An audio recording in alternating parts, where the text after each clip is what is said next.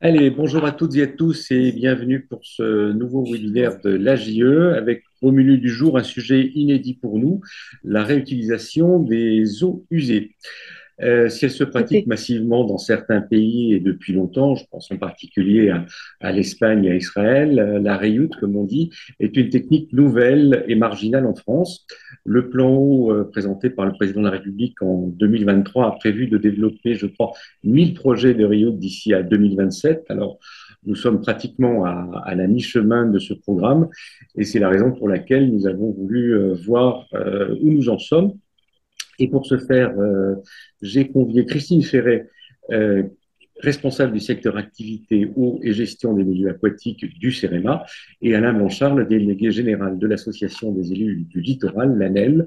L'ANEL, pourquoi? Parce que c'est, vous allez le voir tout à l'heure, c'est au bord du littoral, notamment entre le Cotentin et les Landes de Gascogne et sur le pourtour méditerranéen, que l'on trouve pas mal de projets, d'où l'implication de l'association dans ce programme.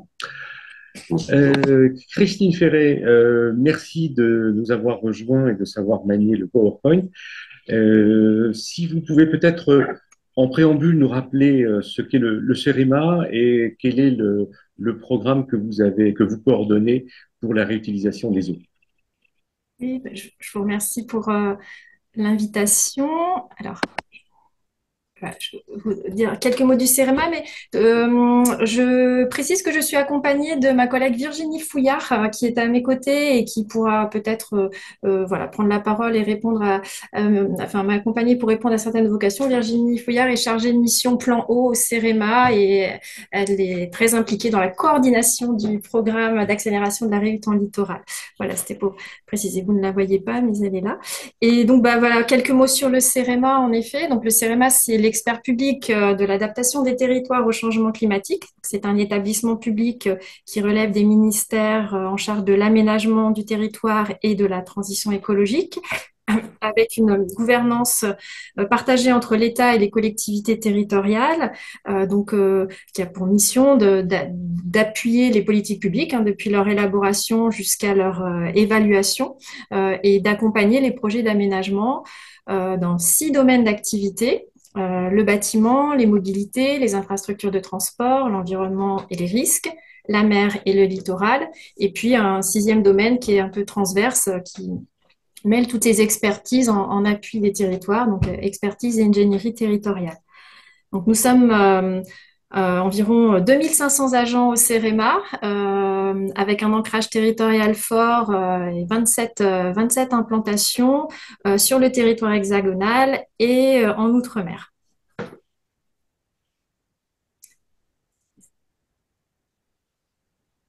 Diapo suivant. Oui, je vais laisser Monsieur Blanchard pour l'ANEL, ou sinon je vous présente la REUT. Alors oui, peut-être, Monsieur Blanchard, vous pourriez nous rappeler ce qu'est votre association et en quoi elle est impliquée dans ce programme. Oui, oui, oui, bonjour à tous, pardon. Je m'excuse d'abord des quelques minutes de retard de connexion et surtout de devoir vous abandonner un peu plus tôt. Je pense que vous aviez été prévenu vers 4h15. Je devrais malheureusement vous laisser pour une autre audition. L'ANEL, en quelques mots, c'est l'association donc, nationale des élus des littoraux, qui a vocation à servir les élus des littoraux là où s'applique la loi littorale. Et sur les 1212 communes où s'applique la loi littorale, on couvre aujourd'hui environ 750 communes qui sont adhérentes par le biais soit en direct elles-mêmes, soit par leur collectivité supérieure. Et donc, pourquoi est-ce que l'ANEL s'est mobilisé sur ce sujet? C'est, pour faire très court, le fait que les territoires littoraux concentrent d'abord une population de plus en plus importante, parce que les communes littorales, c'est 4% du territoire national, mais c'est un Français sur 8 qui y habite. Et d'ici 2040, il y a une littoralisation qui va aller croissante, donc avec une densité, y compris 2 fois et demi plus importante que sur le reste du territoire national.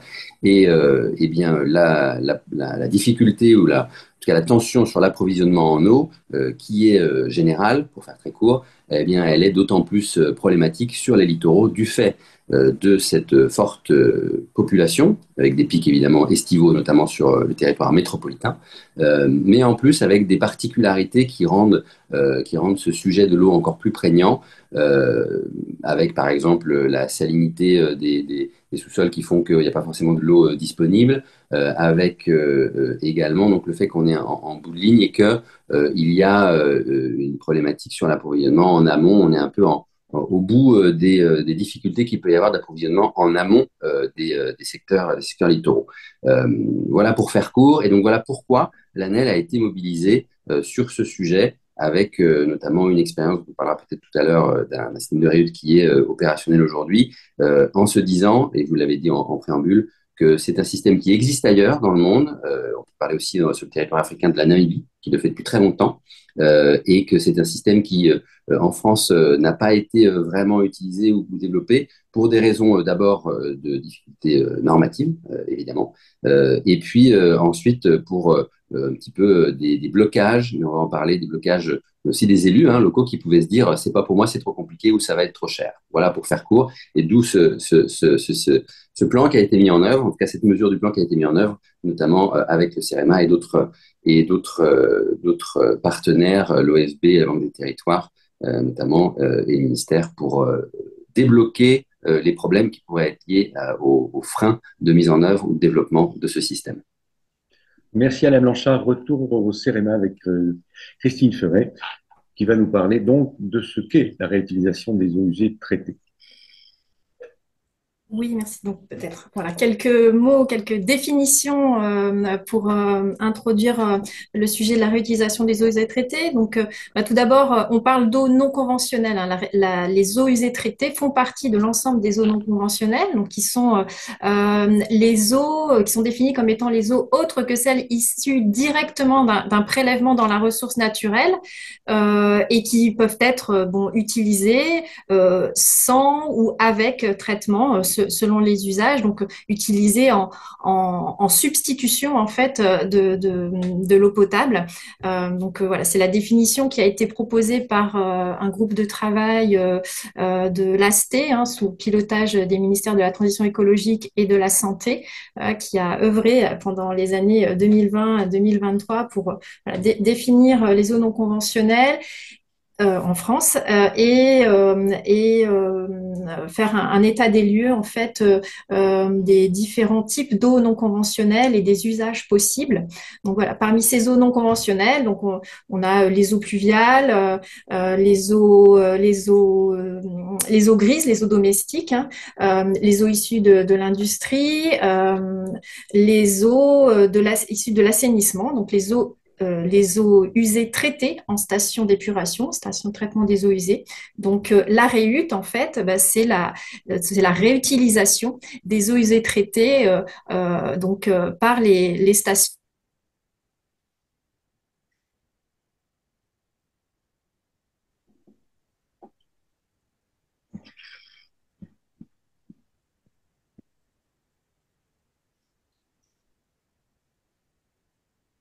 Ah, on a perdu le son. Ouais, est-ce que c'est que moi qui... Oui. Non, tout le monde est bloqué Ouais. aussi?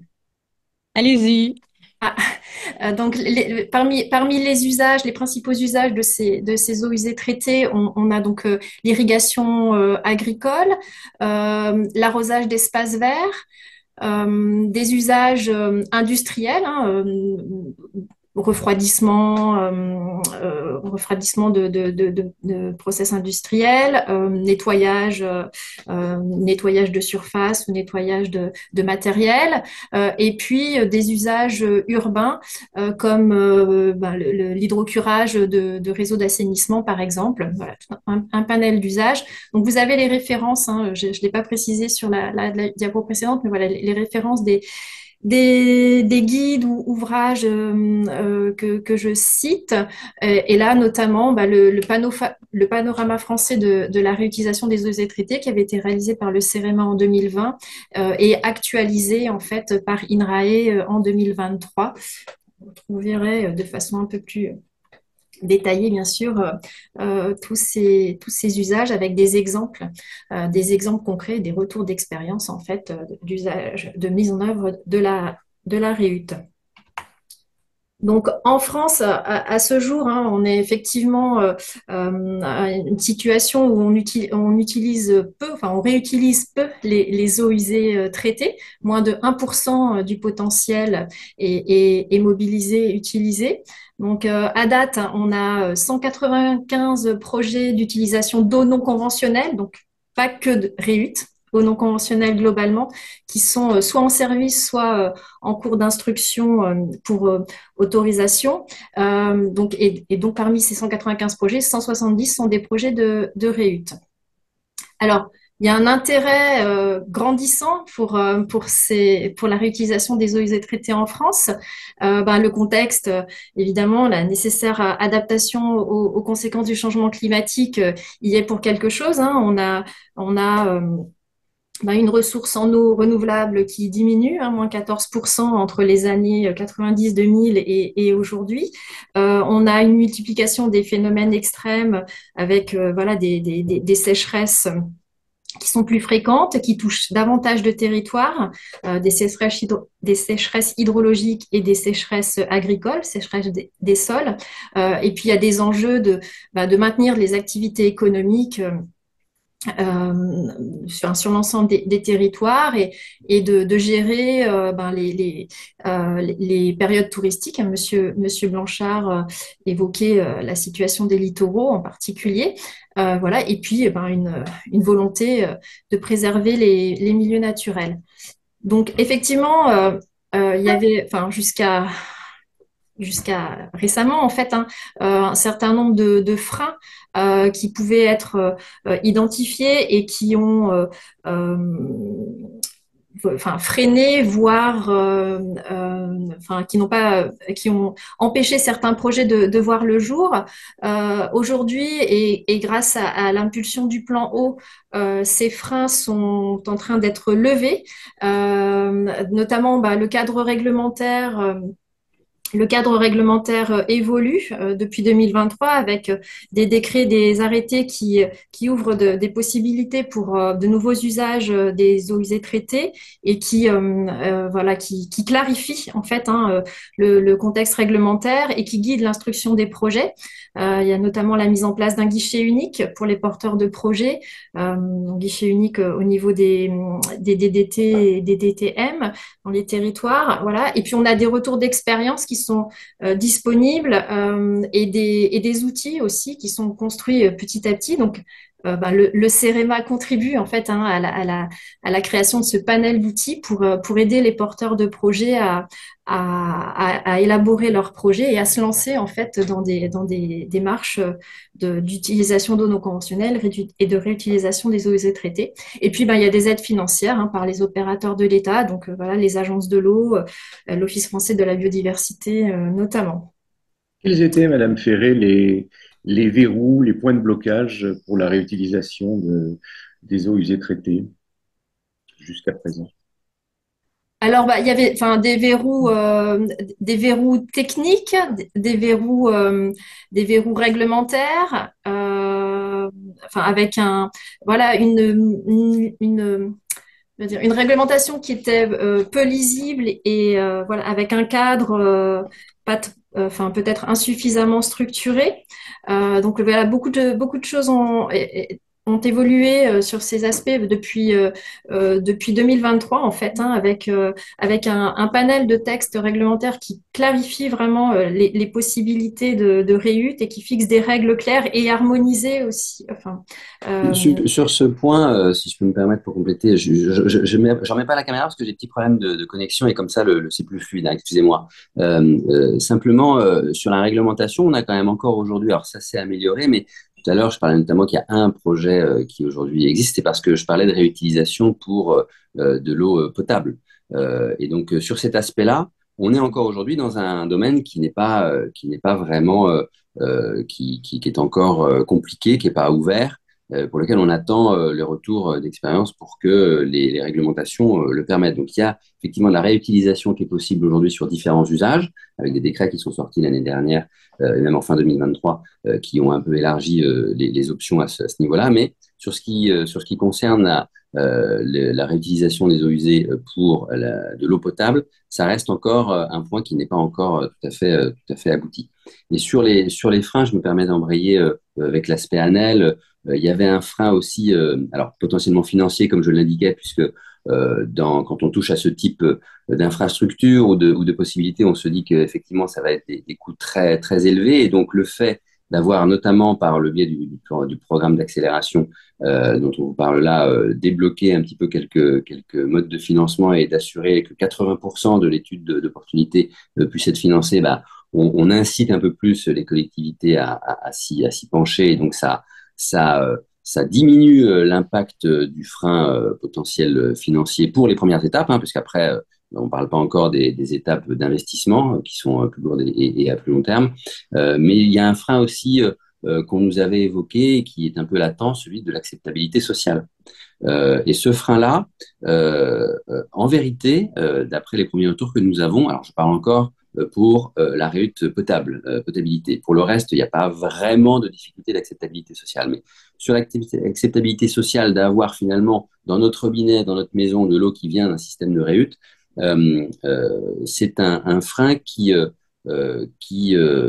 est assez vite levé dans le secteur des Sables-d'Olonne et de la Vendée, où le système de réhute dont je vous parle est en test actuellement.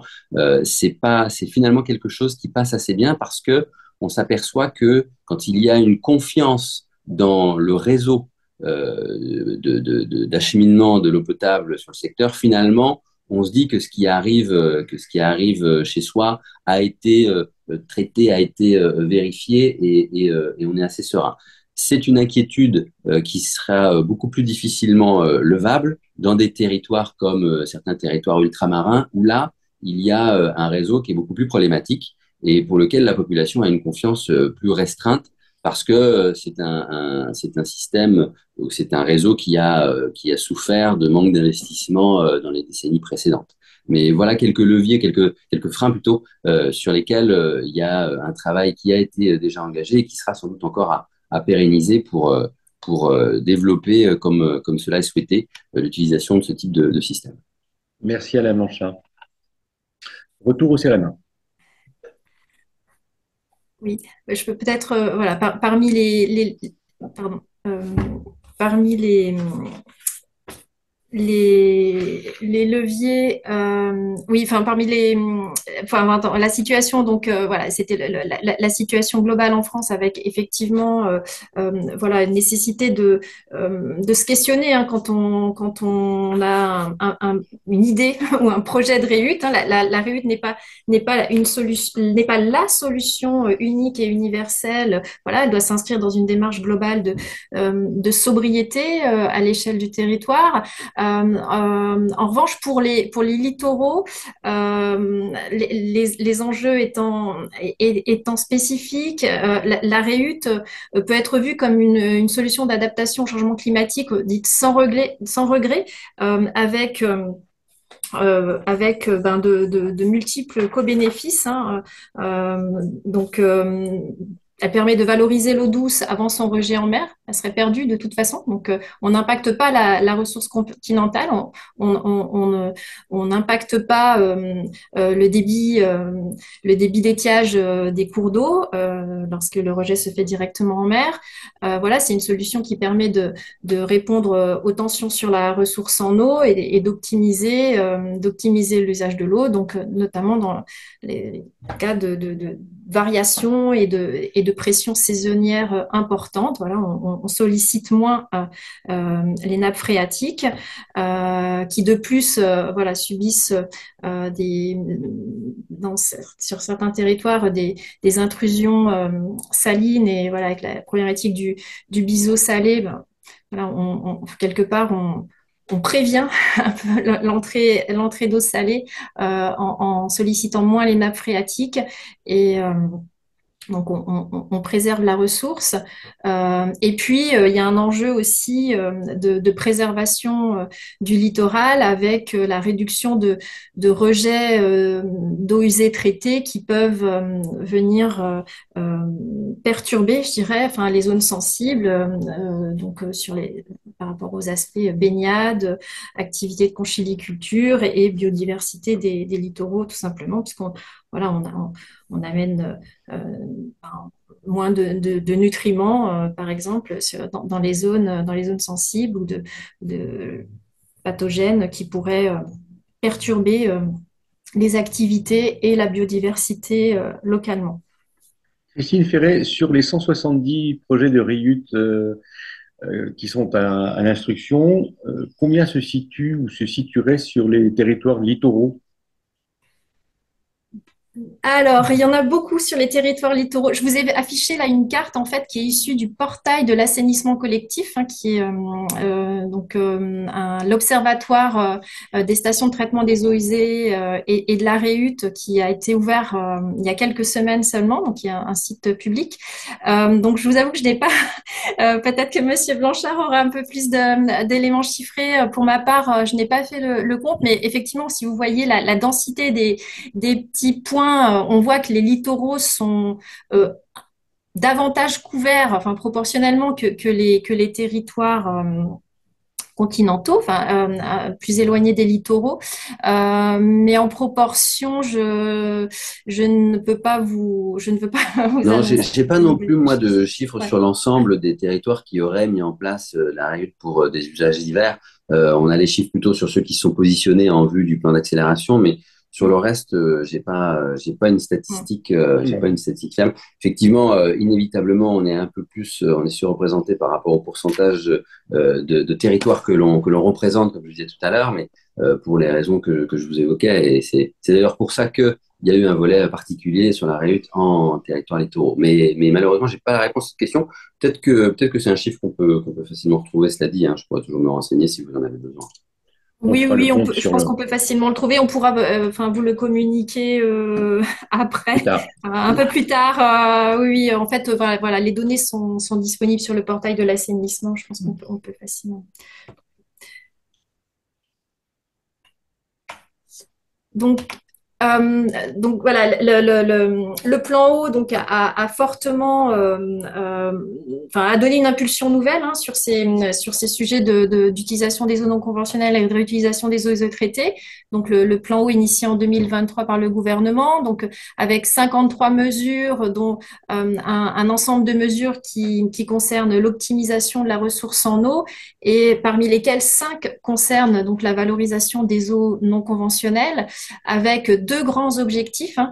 D'une part, vous l'avez cité tout à l'heure, hein, l'objectif de développer 1000 projets de réutilisation des eaux usées traitées sur le territoire d'ici 2027 et de façon concomitante, en fait, multiplier par 10 le volume d'eau réutilisée, alors là, pour l'ensemble des eaux non conventionnelles, d'ici 2030. Le plan eau comporte notamment une mesure sur l'utilisation des eaux de pluie issues des toitures. Voilà, qui fait partie de ces 5 mesures concernant la valorisation des eaux non conventionnelles. Et donc la mesure 18, eh bien, c'est celle qui a été confiée donc, au CEREMA et à l'ANEL et qui a donné lieu au programme d'accélération de la réutilisation des eaux usées traitées en contexte littoral, avec pour objectif d'accélérer le déploiement des projets de REUT dans les territoires littoraux de l'Hexagone et d'outre-mer, de proposer aux collectivités un accompagnement pour conduire des études d'opportunité, de préfaisabilité, voire de faisabilité qui sont nécessaires au déploiement de la REUT sur les littoraux. Et puis un objectif également de capitalisation sur les retours d'expérience et de développer des outils pratiques qui seront utiles même enfin au-delà voilà, au-delà de la vie de cette mesure 18 dans le cadre du plan eau hein, voilà pour essaimer et démultiplier en fait massifier ces projets de REUT sur les littoraux et sur les autres territoires également. Donc, le programme d'accélération de la réussite en littoral à proprement parler, bah, c'est un programme qui s'adresse aux collectivités donc de l'Hexagone et d'Outre-mer qui sont situées sur un bassin versant ou un sous-bassin versant dont l'exutoire est en littoral ou en zone estuarienne. Et donc, ces collectivités, en candidatant et en intégrant le programme, en fait, eh ben, elles vont avoir la possibilité donc d'étudier l'opportunité de la REUT sur leur territoire, d'évaluer le potentiel de la REUT face aux besoins en eau actuels et futurs.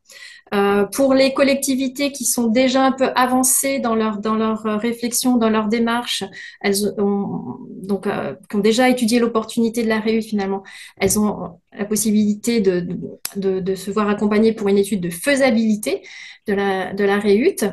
Dans le cadre de ce programme, elles bénéficient de subventions à hauteur de 80%. Et elles bénéficient également d'une dynamique collective avec un appui technique du CEREMA, à la fois pour le montage de leur projet et tout au long de la réalisation des études avec le CEREMA qui est impliqué notamment dans le comité technique de suivi des études. Donc ce programme en fait s'inscrit dans un partenariat large dans lequel donc le CEREMA assure la coordination opérationnelle du programme aux côtés de l'ANEL qui est aussi en charge du volet communication sur le programme avec le ministère. CEREMA et ANEL assurent aussi l'animation territoriale. Les agences de l'eau, elles, assurent les moyens financiers nécessaires à l'accompagnement des projets et aussi à la mobilisation du CEREMA dans l'Hexagone. La Banque des territoires vient compléter le financement des projets lauréats dans l'Hexagone pour atteindre ce niveau de subvention de 80%, donc pour que le reste à charge des collectivités ne soit que de 20%. Et puis l'Office français de la biodiversité, lui, intervient pour le financement des accompagnements concernant les territoires ultramarins.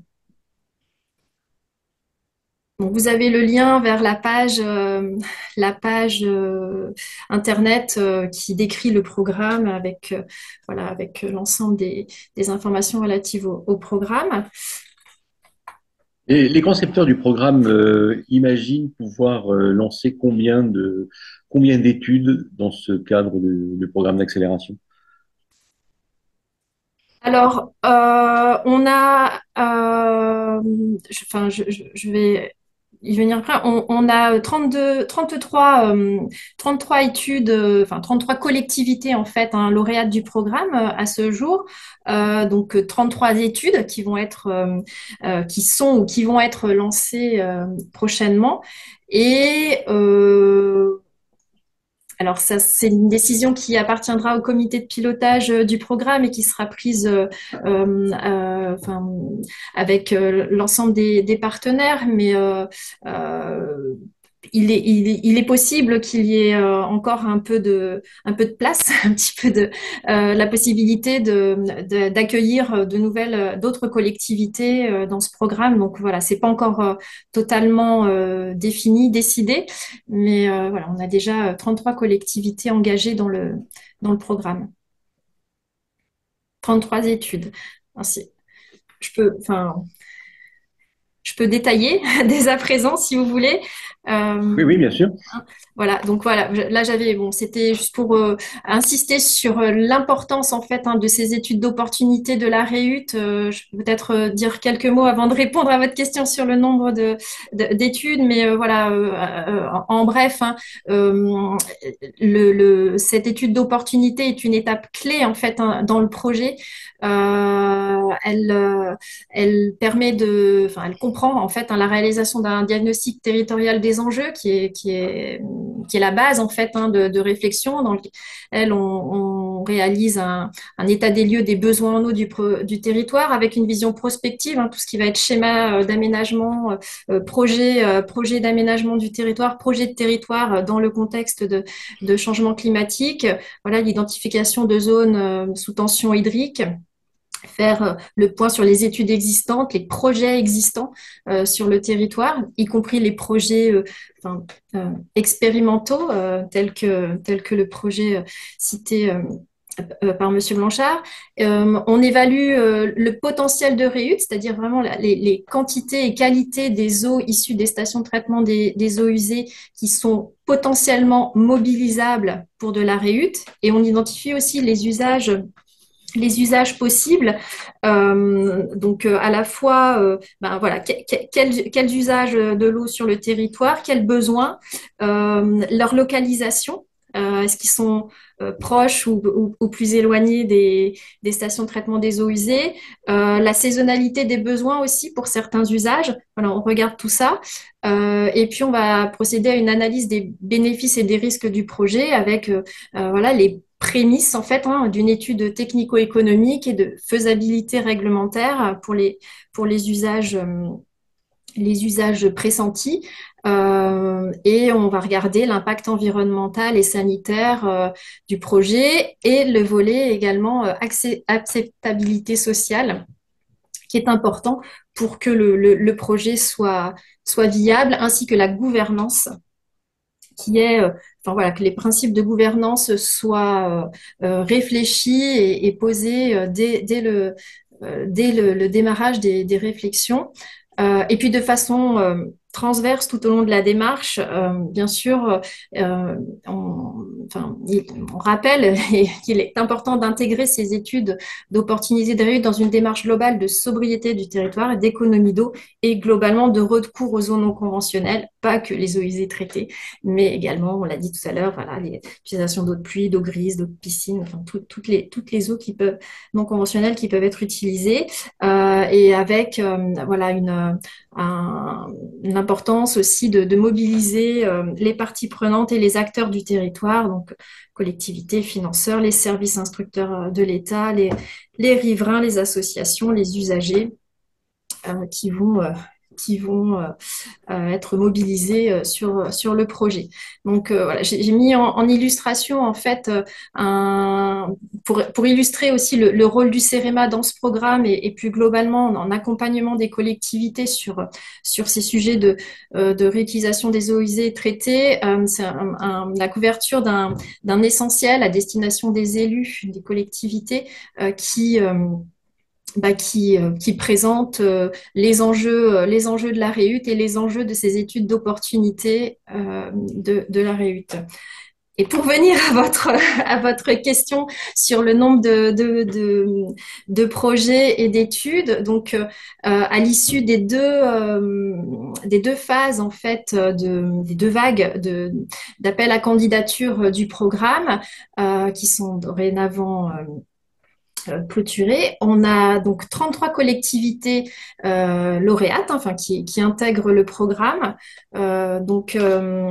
réparties donc, voilà, sur les littoraux de l'Hexagone et des Outre-mer. Donc on a 24 collectivités en Hexagone, 9 en Outre-mer. On a des lauréats, des projets à des échelles diverses, de la commune au département. Donc, on a 5 communes lauréates, on a 19 intercommunalités, on a 2 départements et 7 syndicats mixtes d'eau et d'assainissement. Et l'ensemble de ces projets, en fait, on dénombre 288 stations d'épuration sur le périmètre de l'ensemble de ces 33 projets, 33 collectivités lauréates. Avec donc des études à différents stades de maturité, je dirais. Enfin, voilà, les premiers lauréats ont été désignés en décembre dernier, donc c'est assez récent. Donc voilà, quelques études qui démarrent. Et pour la plupart, on en est encore à la phase d'accompagnement. Voilà, le CEREMA accompagne les collectivités pour finaliser leur cahier des charges en vue d'une consultation de bureau d'études pour réaliser ces études. Euh, Je vous coupe, Madame Ferré, pardonnez-moi. Ce que je voulais, c'est, avant qu'il nous quitte, que Alain Blanchard nous précise quelles sont les actions de l'ANEL pour accompagner ce programme. L'ANEL, dans ce dispositif-là, a fait d'abord, au sein du COPIL, a fait un peu état justement de la manière dont on pouvait appréhender le sujet, les collectivités, quelles étaient les inquiétudes sur le terrain, quels étaient les freins constatés et comment effectivement on pouvait y répondre ou essayer d'y répondre en amont pour inciter au maximum des collectivités à se lancer. Quand je disais qu'il y avait des freins psychologiques, c'est que, par exemple, la réhute pour l'eau potable, juste une petite parenthèse, mais le projet actuellement en phase de test s'appelle le projet Jourdain. C'est pas par hasard, c'est parce que c'est pour rappeler que finalement la réhute, on en fait déjà sans le savoir sur le territoire. C'est-à-dire que on a aujourd'hui pour une collectivité le long d'un cours d'eau qui est en aval par rapport à une collectivité en amont. La collectivité en amont va déjà rejeter des eaux usées traitées par sa station d'épuration dans le cours d'eau, de l'eau qui va être récupérée par une commune en aval pour la traiter et la remettre ensuite dans son réseau. Donc il y a déjà finalement des cycles qui préexistaient. Et simplement sur les littoraux, bah, on était en bout de chaîne et on envoyait, mais ça a été évoqué tout à l'heure par le CEREMA, on envoyait finalement nos eaux traitées épurées dans le milieu directement. Donc là, l'idée, c'était de les remettre un petit peu en amont pour à nouveau pouvoir les utiliser. Donc, pourquoi je me suis attardé sur cet exemple, c'était pour voir de quelle manière l'ANEL avait pu, sur ce sujet-là, partager les expériences de certains territoires qui avaient voulu se lancer et qui avaient envisagé de le faire, et donc de leur dire, vous avez l'opportunité de, et en tous les cas, si vous avez un doute, eh bien justement, ce qui a été élaboré dans le cadre du plan et du programme d'accélération, c'est de voir de quelle manière on pouvait, par ces premières études d'opportunité, voire derrière de faisabilité, répondre à ces questions sur l'acceptation psychologique, j'ai envie de dire des élus d'abord, puis après potentiellement des populations, mais aussi de regarder finalement si sur tel ou tel territoire il y avait l'opportunité, la possibilité de le faire par rapport à des éléments qui étaient conjoncturels ou qui étaient liés aux différents territoires sur leur sous-sol ou que sais-je encore. Et donc, l'ANEL a fait en sorte de très largement aller voir l'ensemble de ses adhérents et des non-adhérents aussi, puisque sur chacune des façades, nous nous déplaçons chaque année, nous convions aussi les non-adhérents à participer à nos travaux ou à nos rencontres régionales, et donc d'essayer de rameuter au maximum les collectivités dans cette démarche en leur expliquant évidemment les enjeux et puis les opportunités finalement de financement qu'elles pourraient avoir dans ce cadre-là. Et on a voulu, dès l'année dernière, que ce système soit tourné non seulement vers les collectivités de métropole, mais aussi de Corse et d'outre-mer, pour qu'il y ait un mouvement qui soit le plus national et le plus large possible. Et on voit que, alors, il y a déjà pas mal de retours, puisque 33, ça n'est pas neutre, c'est déjà pas mal de travaux à venir, mais on voit que il y a besoin d'en parler, il y a besoin encore de mobiliser les élus là-dessus. C'est quelque chose que nous avons commencé à faire fortement, que nous allons continuer à faire, et petit à petit, ça va faire, on l'espère, un effet boule de neige, avec peut-être d'autres, mais ça, je laisse évidemment les discussions en copie que nous aurons dans les prochains temps, mais peut-être d'autres vagues ou d'autres sessions d'accompagnement de territoires qui voudraient se lancer. Donc, notre mobilisation à l'ANEL, pour résumer ma réponse à votre question, c'est vraiment celle de fédérer et de mobiliser un maximum d'acteurs pour aller dans cette aventure, parce qu'il faut que les collectivités soient pleinement mobilisées là-dessus. Une question pour vous, Monsieur Blanchard, de la part de Oui. Laurence Madoui d'Environnement Magazine. Connaissez-vous l'impact du projet Jourdain sur l'évolution du coût du mètre cube? Non, alors aujourd'hui, j'ai pas ce détail. Il faudrait se rapprocher du syndicat Vendéo qui gère ce projet et avec le prestataire qui est Veolia. Et parce que après, c'est un système en fonction des territoires ou la manière dont l'eau est finalement, comment dire, dont le système de financement de l'eau est prévu par territoire. Donc ça, il y a pas à mon sens une réponse générale sur le sujet. Ça va être vraiment au cas par cas. Et je pense d'ailleurs que dans les études qui sont menées dans les différents territoires, c'est un des éléments qui entrera en ligne de compte pour savoir s'il y a une possibilité, une opportunité ou une faisabilité, puisque j'imagine, je ne veux pas anticiper des résultats qu'il pourrait y avoir sur des territoires qui sont impliqués, mais que si la conséquence était une augmentation trop forte de l'eau à la sortie du dispositif, ça peut être un argument évidemment rédhibitoire. Une question pour vous deux, sans doute. D'Esterama, comment vous êtes-vous inspiré des autres pays qui ont mis en place une très forte RIUT? Avez-vous des contacts avec eux? Avez-vous étudié leur retour d'expérience? Alors, au niveau de l'ANEL, on n'a pas vraiment eu d'échange avec des territoires extérieurs là-dessus. Je ne sais pas si le CRMA avait des retours d'expérience ou des bilans d'actions faites ailleurs sur ce point-là. Christine Perret? Alors oui, alors le CEREMA a réalisé enfin, un parangonnage enfin, Mm. avec en prenant des exemples en Espagne notamment. Le ministère de la Transition écologique réalise actuellement un panorama, une étude plus large au niveau Europe et international, hein, enfin, voilà, pour avoir des retours d'expérience et les enseignements des projets de réhute de pays qui sont plus avancés que la France en matière de mobilisation de ce potentiel de réhute.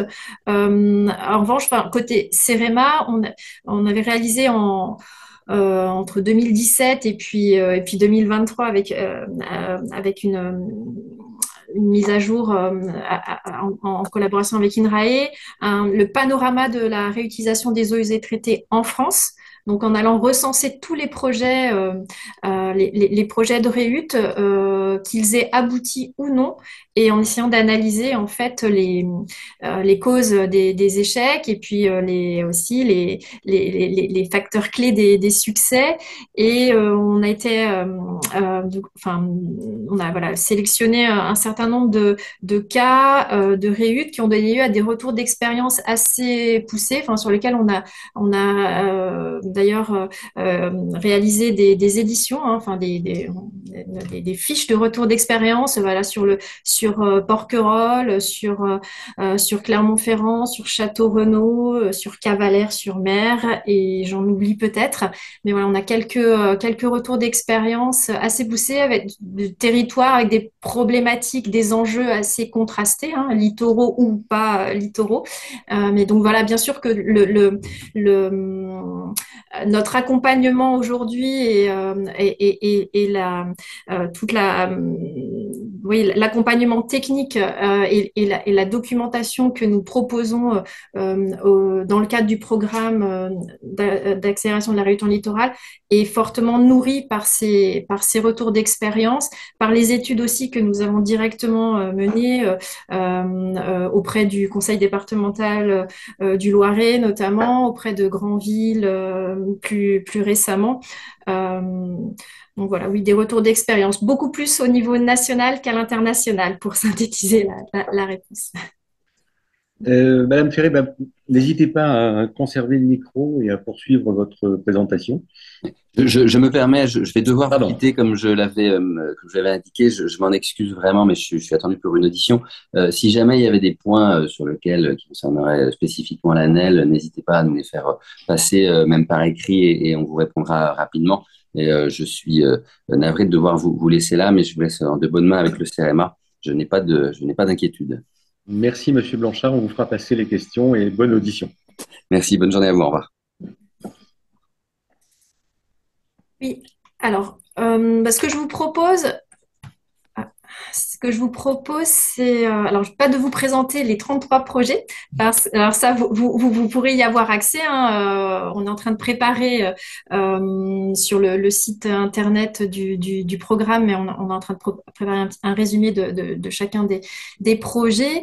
Vous avez la carte également avec voilà, les noms des collectivités lauréates, mais peut-être voilà, pour illustrer la diversité des projets et des enjeux, peut-être vous présenter enfin de façon un peu synthétique, trois exemples à différentes échelles également. Donc le premier exemple, concerne le département de la Vendée. donc avec un territoire d'études qui couvre 5 EPCI et 6 communes, et avec des enjeux. Alors bien sûr, il y a toujours l'enjeu de préserver la ressource en eau et d'adaptation des territoires au changement climatique et au contexte de raréfaction de la ressource en eau. Ça, c'est vrai pour l'ensemble des projets. Mais voilà, donc sur la Vendée, on a vraiment des ressources superficielles qui sont en tension, une pression démographique et touristique saisonnière importante, une croissance démographique sur le littoral, Monsieur Blanchard le rappelait tout à l'heure, voilà, qui nécessite de se préoccuper de comment on pourra satisfaire les besoins en eau du territoire à court et moyen terme. Des enjeux environnementaux aussi, avec la nécessité de préserver les littoraux, hein. On a des réserves naturelles, des zones de conchyliculture. Donc, voilà, un certain nombre d'enjeux qui ont amené le département de la Vendée à s'engager dans une étude d'opportunité de REUD, donc qui couvre un périmètre de 32 stations d'épuration. Donc ce sont les points bleus que vous voyez sur la carte, hein. Donc c'est pas tout le département de la Vendée, mais uniquement des stations qui sont vraiment sur la frange littorale du département. On va étudier dans tous les usages, hein, possibles. C'est ouvert en termes d'usage ciblé pour cette étude, en s'attardant sur l'impact sur les milieux.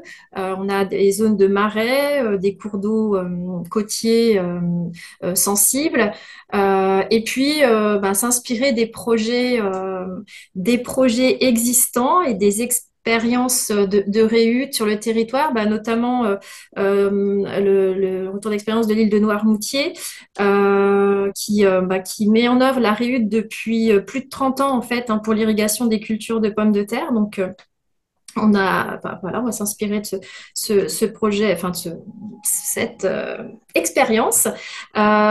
Et puis évidemment, on fera le lien avec le projet Jourdain de Vendéo. Et puis on voulait noter le fait que c'est un projet à l'échelle d'un département, enfin porté par le département de la Vendée, mais qui a déjà mis en place une gouvernance qui est assez exemplaire, hein, pour ce projet-là, avec l'implication des EPCI et des communes vraiment dès le démarrage de la réflexion, une animation qui est déjà préparée, pensée par secteur géographique, avec des ateliers géographiques qui sont d'ores et déjà prévus. Donc voilà, un projet à une échelle assez large. Le deuxième exemple concerne la communauté d'agglomération du Pays de l'Or. Donc, on est ici dans le département de l'Hérault. Donc, c'est un projet qui couvre plusieurs communes, hein, de l'agglomération du Pays de l'Or, avec également une problématique de ressources superficielles en tension, une problématique de remontée du biseau salé dans les nappes phréatiques. Donc qui vient impacter aussi potentiellement la production d'eau potable sur le territoire. C'est un territoire qui est particulièrement vulnérable aux sécheresses et aux aléas climatiques, avec là encore une croissance démographique importante et un tourisme, une activité touristique et des variations saisonnières importantes en termes de population et de besoins en eau.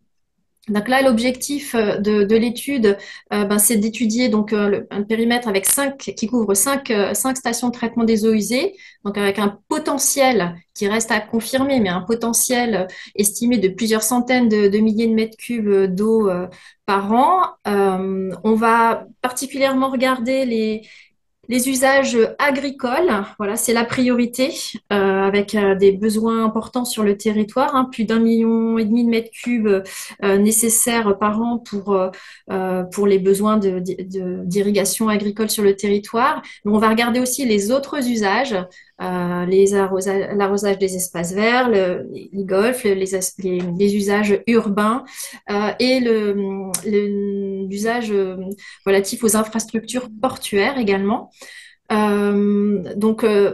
L'objectif, hein, c'est de diminuer les prélèvements sur la ressource naturelle et voilà, on va essayer d'aller tirer aussi les retours d'expérience de projets existants sur le territoire. Il y en a quelques-uns sur, voilà, il y a le golfe de la Grande Motte qui utilise déjà des eaux usées traitées. Il y a un projet aussi sur une zone humide, une revitalisation de zones humides sur la commune de Moguio, des arrosages d'espaces verts aussi sur voilà, qui utilise une partie des eaux traitées d'une station d'épuration à Candiargues.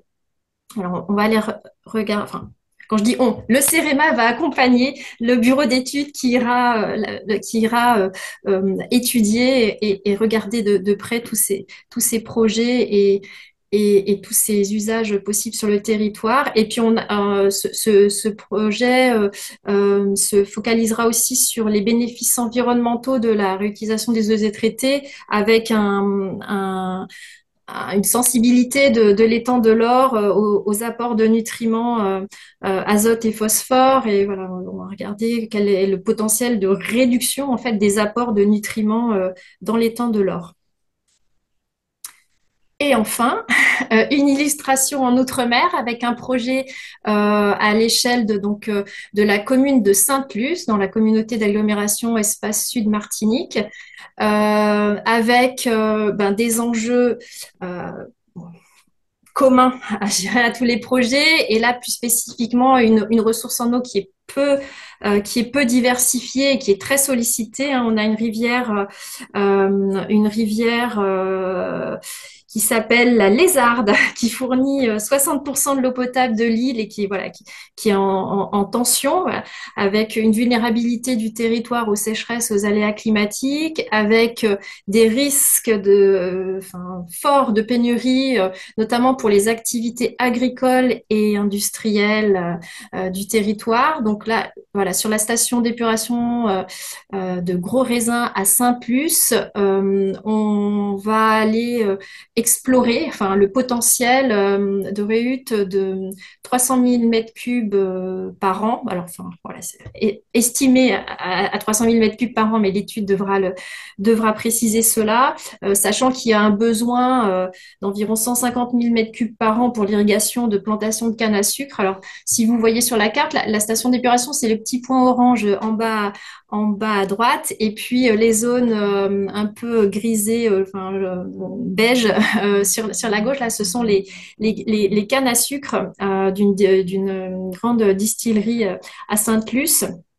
Et donc voilà, besoin de 150 000 mètres cubes par an pour irriguer ces plantations, avec des risques forts de manque d'eau et de pénurie pour maintenir cette activité.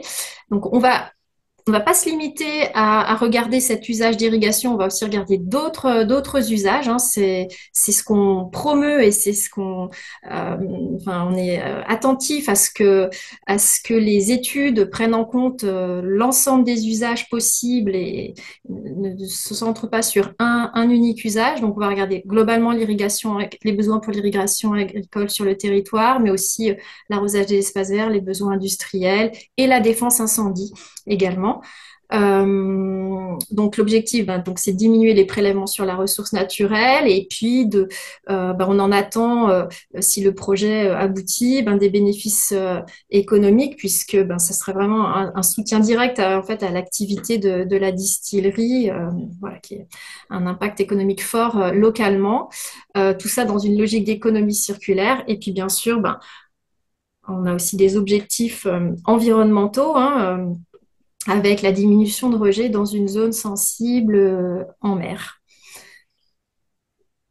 Voilà pour les 3 exemples assez différents à différentes échelles. Si vous avez des Merci, questions, Christine. nous sommes à votre écoute.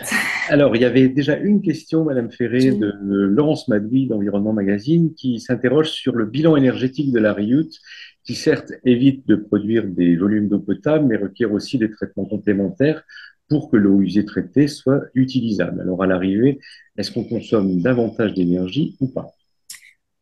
Oui, alors merci pour la question. Effectivement, en fait, on regarde aussi ces aspects-là. On va dans une étude d'opportunité et surtout en phase d'étude de faisabilité, on va regarder, enfin, on va être attentif à ce que le projet soit durable et on va regarder différents aspects techniques, économiques et voilà l'aspect enfin, environnemental, global, durabilité du projet. Donc la REUT, effectivement, n'est pas forcément, nécessairement, une solution adaptée à chaque situation, à chaque territoire, pour chaque usage. Effectivement, un usage qui nécessiterait des traitements complémentaires poussés en sortie de station de traitement des eaux usées, qui nécessiterait des dispositifs de stockage, d'acheminement vers le site vers la localisation de l'usage ou des usages dans un acheminement lourd, important et coûteux en énergie, enfin, n'est pas forcément la solution à privilégier. Donc voilà, nous, surtout, enfin, si je peux me permettre, enfin, voilà, un message, c'est que voilà, la REUT n'est pas la solution à tout prix. Elle doit être vue comme l'une des solutions parmi un panel de solutions dans une démarche globale, une approche globale du territoire et surtout s'intégrer dans, voilà, dans une démarche globale de sobriété pour l'eau du territoire, pour une gestion durable de l'eau et voilà, avec une approche environnementale très importante. Alors, y a-t-il d'autres questions? Je peux départager mon écran peut-être si Oui, oui, bien sûr, bien voilà, sûr. pour Alors, en attendant que les prochaines questions arrivent, je voulais vous demander si on pouvait, réglementairement et techniquement, utiliser les eaux issues de la RIOUT pour faire de la réinjection en nappe. Euh, alors, c'est plutôt à l'étude, je dirais, enfin, encore en recherche et développement. La réinjection d'eau en nappe, c'est un sujet. Hein, réglementairement, je pense que c'est un petit peu le même cas de figure que ce qu'évoquait tout à l'heure Monsieur Blanchard pour le projet Jourdain avec l'utilisation de la REUT enfin, indirecte, on peut dire, pour en vue de l'alimentation, enfin en vue de la recharge d'une zone d'alimentation pour l'eau potable. Donc on est plutôt voilà, en phase, on va dire exploratoire et en plutôt recherche-développement plutôt qu'en déploiement de routine sur ces aspects recherche de nappe. On a vu qu'il y a quelques territoires ultramarins qui sont volontaires pour travailler sur cette question.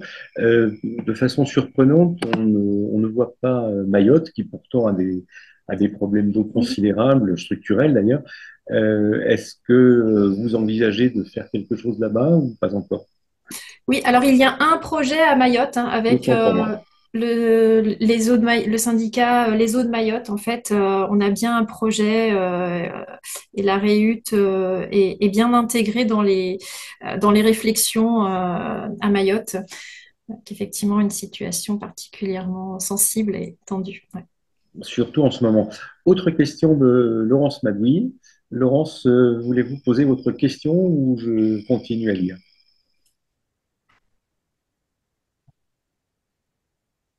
Alors, je sens que je vais continuer à lire.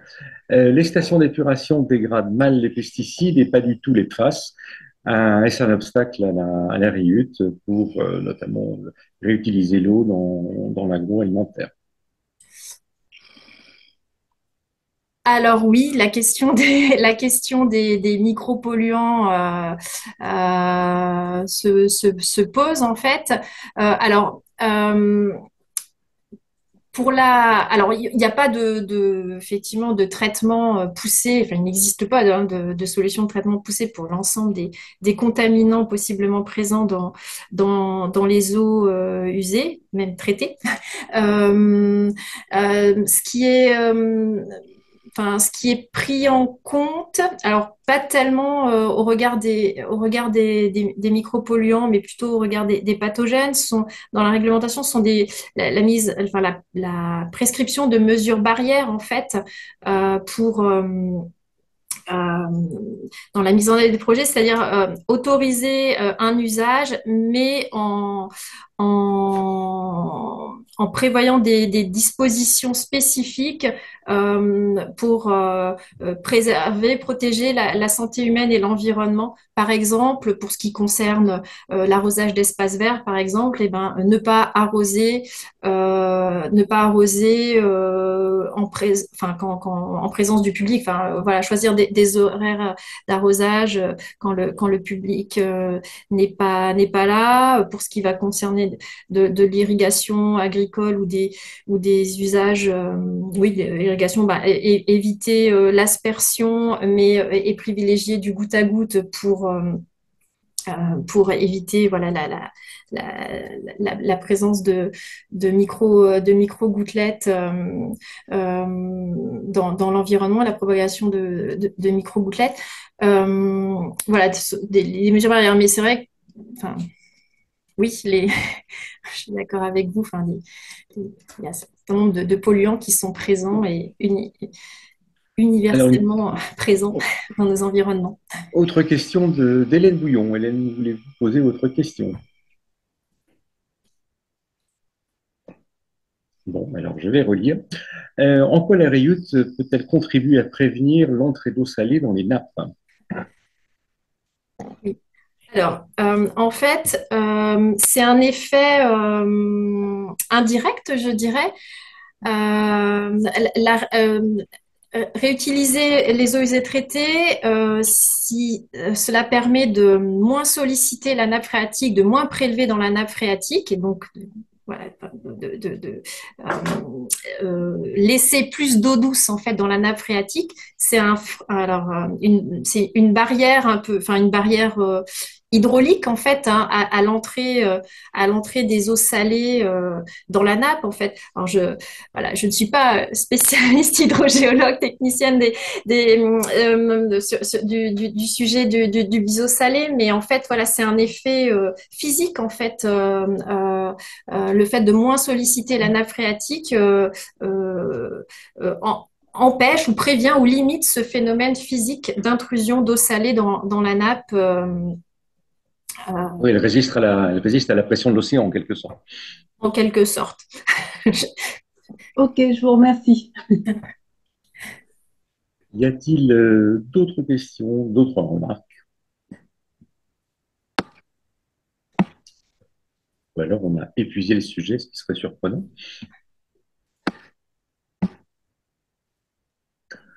Eh bien, je le crains.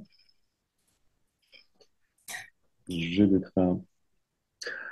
Alors, s'il n'y a pas d'autres questions, on va clôturer cette première session sur la Riout. Il y en aura d'autres. Je voulais profiter des quelques instants qui nous restent pour vous signaler ou rappeler les prochains rendez-vous de la JE. Le 29 avril à 10 heures, nous aurons un webinaire sur l'évolution de l'application du droit de l'environnement avec le professeur Dorian Guinard et l'avocat Arnaud Gossemont. Le même jour, mais à partir de 16 heures cette fois-ci, nous organisons à Paris un atelier préparatoire à l'UNOC 3, atelier qui sera consacré à la pêche au plan bleu, aux techniques de surveillance, à la connaissance du milieu et aux milieux extrêmes. Ça aura lieu à Paris et ce sera en format hybride.